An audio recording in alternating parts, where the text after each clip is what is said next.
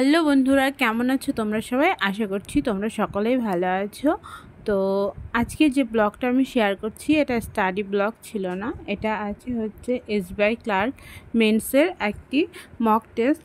তো এই মকটা আমি টেক্সট বুক থেকে দিয়েছিলাম এবং টেক্সট বুকে আমি হচ্ছে মক টেস্ট পারচেস করেছি, তো সেখান থেকেই দিয়েছি। এবং এই মকটা ছিল 5 নম্বর মক মেন্সের।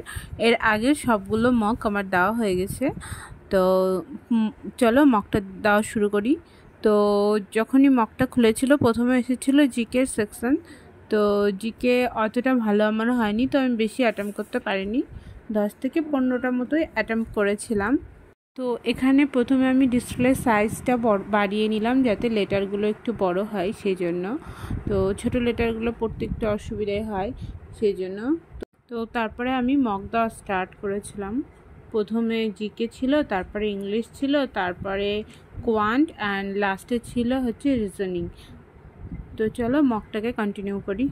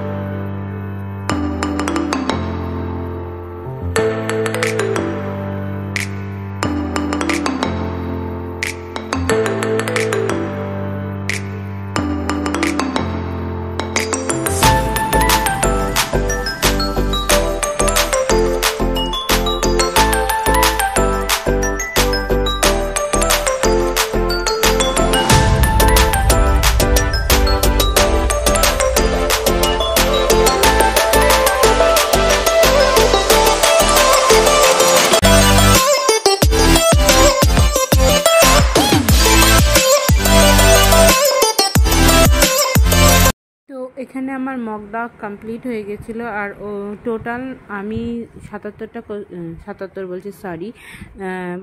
কোশ্চেন অ্যাটেম্প করেছিলাম। তার মধ্যে আমার সবথেকে বেশি ভুল হয়েছিল ইংলিশে এবং জিকেতে।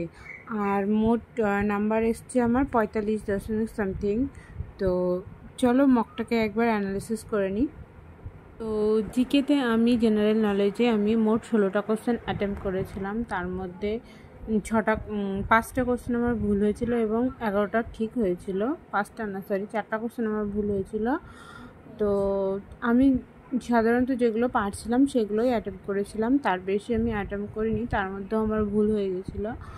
তো যেগুলো আমার ভুল হয়েছিল সেগুলো একবার করে ভালো করে আমি দেখছিলাম কী কারণে ভুল হয়েছে এবং কেন ভুল হয়েছে। উত্তরগুলো ভালো করে একবার করে দেখে নিচ্ছিলাম, পড়ে নিচ্ছিলাম।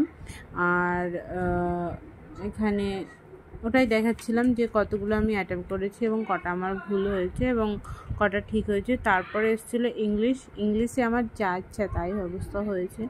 মোট আমার ভুলই বেশি হয়েছে ঠিকের থেকে।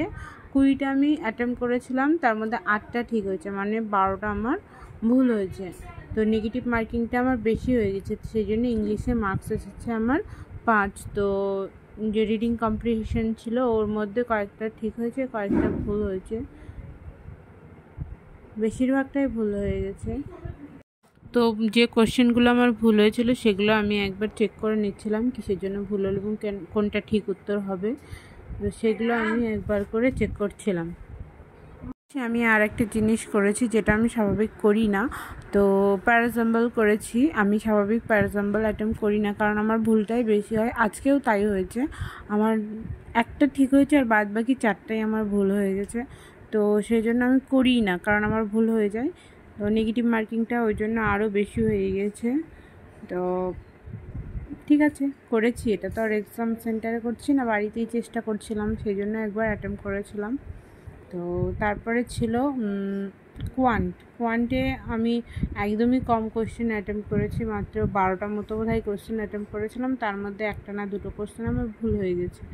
তো আমি যেহেতু পারছিলাম না বলতে আমি চেষ্টা করছিলাম। প্রথমে যেমন হচ্ছে আমার এই ছিল কী বলে ডিআই ছিল, ডিআইটা আমি সলভ করছিলাম কিন্তু একদমই হচ্ছিল না, আর ওটাতে আমার অনেকটা সময় চলে গেছিলো। ওই জন্য আমার হচ্ছে অনেকগুলো কোয়েশ্চেন ভুল হয়ে গেছিলো। এরপর ছিল হচ্ছে রিজনিংয়ে ভালোই অ্যাটেম্প করেছিলাম। তো তার মধ্যেও আমার হচ্ছে ভুল হয়ে গেছিলো, অনেকগুলোই পাজলসের কোশ্চেন ভুল হয়ে গেছিলো। ঠিকঠাক করে নিয়ে তারপর ভুল করে দিয়েছিলাম। আর এই পাজলসটা কম বেশি অনেকগুলোই উল্টাপাল্টা করে দিয়েছিলাম, সেই জন্য আমার বেশি কোশ্চেন ভুল হয়ে গেছিলো। তো এই পাজলসটাতে এই দুজনের পজিশন আমি হচ্ছে গন্ডগোল করে দিয়েছিলাম।